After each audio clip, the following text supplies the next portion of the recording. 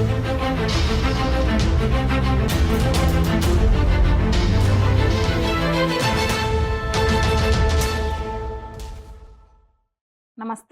ఉద్దేశపూర్వకంగా ఒక మహిళని, అందులో ఒక సాధ్విని ఇరికించేసి యూపీఏ సర్కార్ అమానుషంగా వ్యవహరించింది.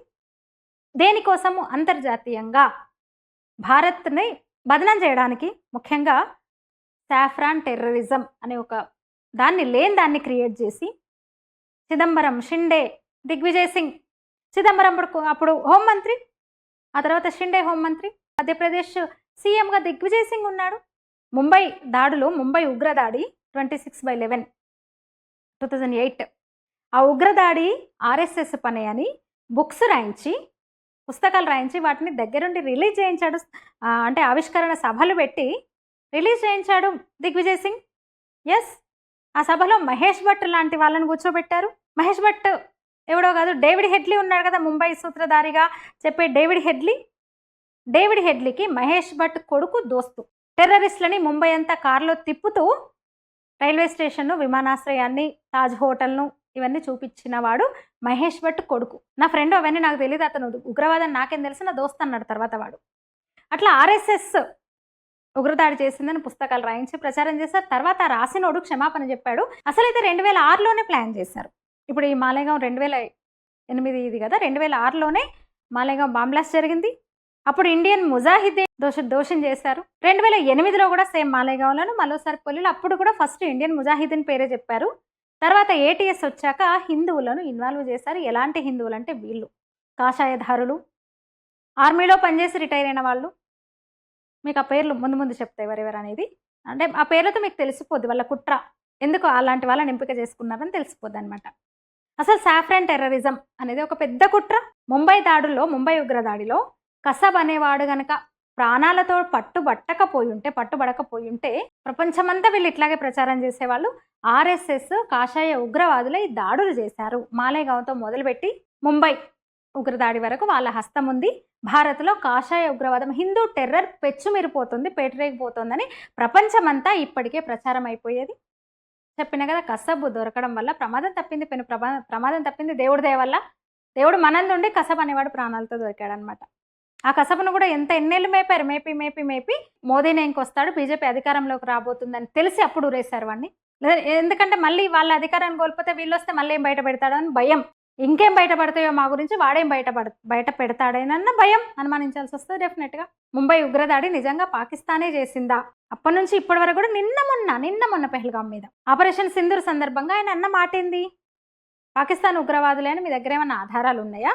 పాకిస్తాన్ నుంచి వచ్చారు వీళ్ళందరూ, పెహల్గాంలో దాడి చేసిన వాళ్ళు, టూరిస్టుల మీద దాడి చేసిన వాళ్ళు పాకిస్తాన్ వాళ్ళని ఆధారాలు ఉన్నాయా? ఇక్కడ వాళ్ళే అయ్యుండొచ్చు కదా, భారతీయులు అయ్యుండొచ్చు కదా అన్నాడు ఆయన.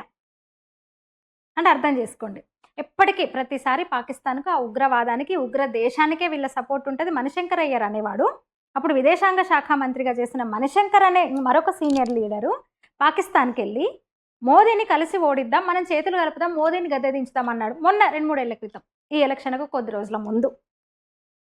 హఫీజ్ సయీద్ అనే మరొక ఉగ్రవాదిని దిగ్విజయ్ సింగ్ సాహెబ్ అంటాడు, హఫీజ్ సయీద్ సాబ్ అంటాడు, షిండే గౌరవిస్తాడు. షిండే మాత్రమే కాదు, వాళ్ళ లెగసీ కంటిన్యూ అవుతోంది. షిండే తనయ ప్రణతి షిండే ఇప్పుడు షోలాపూర్ ఎంపీ ఏం మాట్లాడిందో చూసినాం మొన్న పార్లమెంట్లో, నిన్న కాక మొన్న. ఇది 10,000 ఏళ్ల చరిత్ర, 100 ఏళ్ల చరిత్ర కాదు నేను చెప్పేది, వర్తమానం. చిదంబరం అన్నది 3 రోజుల క్రితమే, షిండే తనయ అన్నది 3 రోజుల క్రితమే. కాషాయ ఉగ్రవాదం, సాఫ్రాన్ టెర్రరిజం పదాన్ని మొదటిసారి వాడింది షిండే, దాన్ని ప్రచారంలోకి తీసుకొచ్చింది చిదంబరం. వాళ్ళు నిన్న మొన్న అన్న మాటలు ఇవి, నేను చెప్పడం కాదు, మీరు గూగుల్ చేస్తే కనిపిస్తాయి ఇవన్నీ కూడా. అంటే మూడోసారి కూడా మళ్ళీ యూపీఏ గవర్నమెంట్ కనుక అధికారంలోకి వచ్చుంటే ఈ దేశంలో హిందుత్వం అనేది లేకుండా పోయేది చేసేవాళ్ళు. నిజంగా వాళ్ళు మళ్ళీ అధికారంలోకి వచ్చుంటే హిందువుగా ఉండడం దుర్భరం అయ్యేది ఈ దేశంలో, ఈ భారతదేశంలో అసాధ్యం అయ్యేది. అంటే అలాంటి స్థితి కల్పించాలి, అందరూ కన్వర్ట్ అయిపోవాలి, మతం మారాలి, హిందువు అనేవాడు ఈ దేశంలో ఉండొద్దు, హిందుత్వ ఈ దేశంలో ఉండొద్దు అనేదే వాళ్ళ కుట్ర, వాళ్ళ ప్రణాళిక. అందులో భాగంగానే ఇవన్నీ చేశారు. సాధ్వి మీద, ఒక కాషాయధారి మీద కేసు పెట్టారు. చిన్నగా కాషాయ ఉగ్రవాదం అనే పదాన్ని పైకి తీసుకొచ్చారు, ప్రాచుర్యంలోకి తీసుకొచ్చారు. 27/11 అటాక్స్ను వీళ్ళ పని అని చెప్పి చూశారు. అంటే ఒక పథకం ప్రకారం మాలేగావ్ బాంబ్ బ్లాస్ట్కి హిందూ టెర్రరే కారణము, ముంబైలో బాంబు పేలులకు ఇంతమందిని పొట్టన పెట్టుకున్నది హిందూ ఉగ్రవాదులు, ఆర్ఎస్ఎస్ దీని వెనకాలంది. అందుకని మేము కమ్యూనల్ వైలెన్స్ తీసుకొస్తున్నాం. ఆల్రెడీ బిల్లు రెడీ అయిపోయింది. చెప్పిన కదా, మన అదృష్టం దేవుడు మన యందుండి మళ్ళీ అధికారంలోకి రాలేదు ఆ పార్టీ. లేదంటే కమ్యూనల్ వైలెన్స్ చట్టం వచ్చేది, చట్టం అయిపోయేది.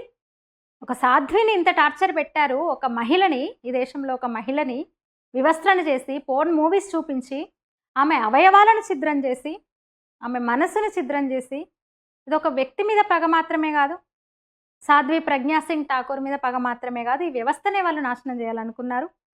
ప్రతీకారం మాత్రమే కాదు, హిందుత్వాన్ని నాశనం చేయాలనుకున్నారు. హిందుత్వం మీద పగ, విద్వేషం అది కారణం వాళ్ళకి.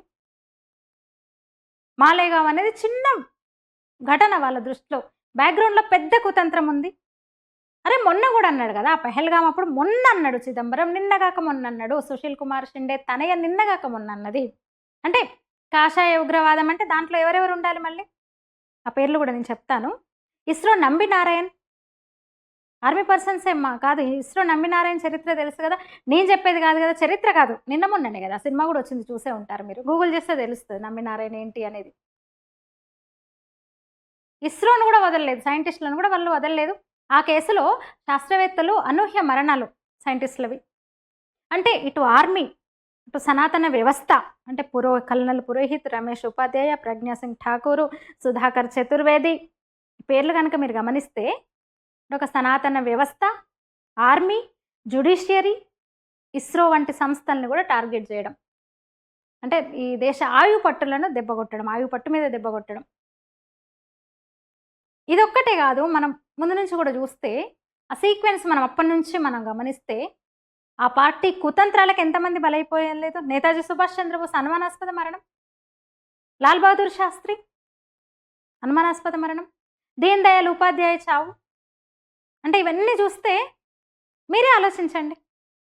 వ్యవసాయ చట్టాలు నిన్న మొన్న చూసినాం, రైతులకు ఉపయోగమని ఒక రాష్ట్రపతి ఆమోదించిన తర్వాత వచ్చిన చట్టాన్ని కూడా వెనక్కి తీసుకోవాల్సి వచ్చిందంటే వీళ్ళ కుట్రలు ఏ స్థాయిలో అమలవుతున్నాయి. షాహీన్బాగ్ అలాంటిది ఆయన్ని ప్రధానమంత్రిగా చేయాలని ఉవ్విల్లూరుతారు కొందరు. యువనాయకుడు, ఆ పార్టీకి వారసత్వంగా వస్తున్న యువరాజా అమెరికా వెళ్ళి ఏమన్నాడు, లష్కరే తోయిబా కన్నా కూడా హిందుత్వ ప్రమాదకరం అన్నాడు. అంటే అంతర్జాతీయంగా ఒక కుట్ర జరుగుతుంది, ఆ కుట్రకు అనుగుణంగా ఇక్కడ అడుగులు పడుతున్నాయి. అనిపించట్లేదు, అనిపిస్తుందా మీకు? ఓట్ల కోసమే అయితే అంత చేస్తారో చేయరు కదా. అంటే ఆ మాలేగావ్ పేలుళ్ళ నుంచి పాల్గొన్న వాళ్ళందరూ కూడా హిందువులే, హిందూ ఉగ్రవాదులే అని అంత గట్టిగా చెప్పే ప్రయత్నం చేశారు వీళ్ళందరూ కూడా. కాషాయధారి కాబట్టి యోగిని కూడా దాంట్లో ఇన్వాల్వ్ చేయాలనుకున్నారు, ఇరికిచ్చే ప్రయత్నం చేశారు. కానీ ఆయన అప్పటికే ఎంపీ అవడము, ఎందుకు ఆయన జోలికి పోలేదు ఇంకా. అట్లా ఆ పార్టీకి, ఆ వారసత్వ పార్టీకి, ఆ కుటుంబానికి హిందువులంటేనే ద్వేషము, దేశం అంటే కూడా పగనే. ఏంటి ఇప్పుడు అంటే ఏముంది, విలువైన జీవితం ఏం లేదు. ఇప్పుడు నడుచుకుంటూ వెళ్ళినామే వీల్ చైర్లో వచ్చింది. పూడుస్తారా ఆ నష్టాన్ని? కల్నల్ పురోహితో, సాధ్వి ప్రజ్ఞా సింగో అంత విలువైన జీవితాన్ని కోల్పోయారు కదా వాళ్ళు. ఎవరిస్తారా టైంని తిరిగిస్తారా? వాళ్ళ జీవితాన్ని తిరిగిస్తారా? జీవితాలు నాశనమైనాయి కదా. నడవలేదు ఇప్పుడు ఆమె, సాధ్వి ప్రజ్ఞా సింగ్ ఠాకూర్ సొంతంగా నడవలేదు. అంటే హిందూ మెజారిటీ దేశంలో ఇప్పుడే పరిస్థితి ఇట్లా ఉందంటే ఇంకా వీళ్ళ కుట్రలు కంటిన్యూ అవుతున్నాయని మనకు నిన్న మొన్న కూడా అర్థమవుతున్నాయి. 30-40 ఏళ్ళు పోతే ఏంటి పరిస్థితి? నిజంగానే ఆ పార్టీ మళ్ళీ అధికారంలోకి వస్తే ఏంటి పరిస్థితి? నిజంగా అప్పుడే వీళ్ళే కనుక మూడోసారి కూడా వాళ్ళే అధికారంలోకి వచ్చుంటే ఏంటి పరిస్థితి? అంటే హిందూ ఉగ్రవాదాన్ని ప్రపంచవ్యాప్తంగా కూడా నిరూపించడానికి అడ్డమైన దారులు దొక్కే వాళ్ళు అదృష్టం బాగుండి వాళ్ళు రాలేదు. మోదీ ప్రధానమంత్రి అయ్యాడు. గురునానక్ ఆయన ఎవరు, తేజ్ బహదూర్, వాళ్ళను చిత్రహింసలు పెట్టి తోలు ఒలిచినా కూడా, తోలు ఒలిచిండ్రు, మతం మారమంటే నేను మారను అన్నారు. సేమ్ అట్లనే శంభాజీ చూసినాం నిన్న మొన్న చావా సినిమా వచ్చే వరకు శంభాజీ గురించి చాలామందికి తెలియదు. శంభాజీని కూడా అట్లాగే చేశారు కదా, మతం మారని అన్నాడు కదా. అసలు ఆధునిక శంభాజీ వీళ్ళతో పోల్చవచ్చు వీళ్ళని, తేజ్ బహదూర్తో, సాధ్వి ప్రజ్ఞా సింగ్ ఠాకూర్ని. ఒప్పుకోలేదు ఆమెను, ఆమె నేరంను ఒప్పుకుంటావా లేదా అని చిత్రహింసలు చేస్తామే, ఒప్పుకోలేదు, అసలు నేరాన్ని అంగీకరించలేదు. నేను చేయని తప్పును ఒప్పుకోనని చెప్పింది.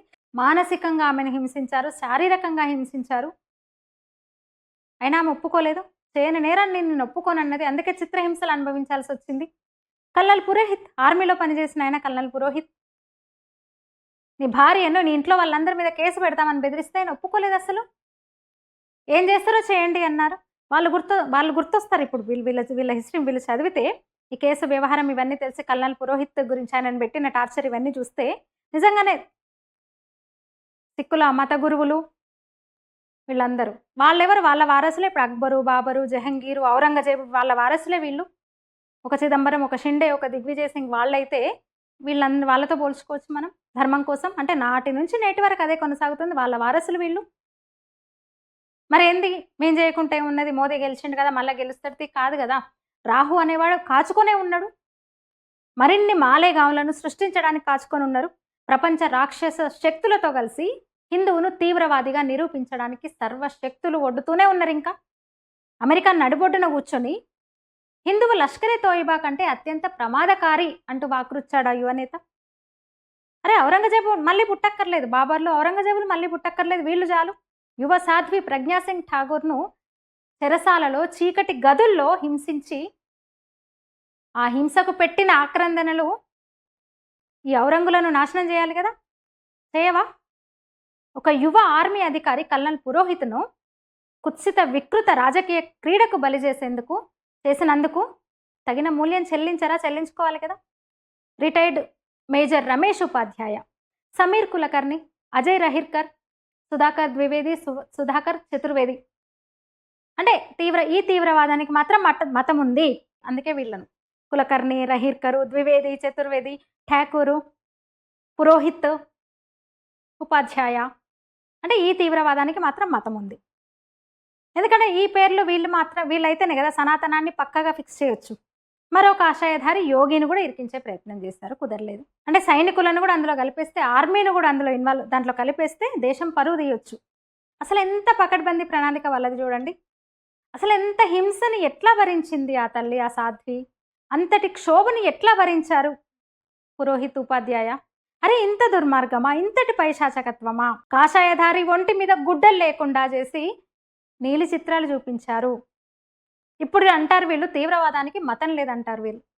మరి కాషాయ ఉగ్రవాదం ఎలా వచ్చింది? యువ ఎంపీ శాంభవి అదే అంది మన పార్లమెంట్లో సింధూర్ మీద చర్చ సందర్భంగా అదే అన్నది. తీవ్రవాదానికి మతం లేదన్నారు మీరే, కాషాయ ఉగ్రవాదాన్ని ఎట్లా మీరు ప్రాచుర్యంలోకి తీసుకొచ్చారు, ఎట్లొచ్చింది మరి కాషాయ ఉగ్రవాదం ఎట్లా వచ్చింది అన్నదామె. ఇంకా ఇంకా ఇంకా ఆ పార్టీకి, ఆ నాయకులకు ఊపిరిపోద్దామా? మన మరణ శాసనం మనమే లిఖించుకుందామా? నిజంగా నేను ఎప్పుడు నా వీడియోల గురించి ఎప్పుడు చేస్తూ ఉంటాను, ఏదో పబ్లిష్ చేస్తున్నాను చూడండి అని చెప్తాను తప్ప ఎప్పుడు రిక్వెస్ట్ చేయలేదు. దయచేసి ఈ వీడియో 10 మందికి షేర్ చేయండి మీరు చూశాక, ప్లీజ్. ధన్యవాదాలు.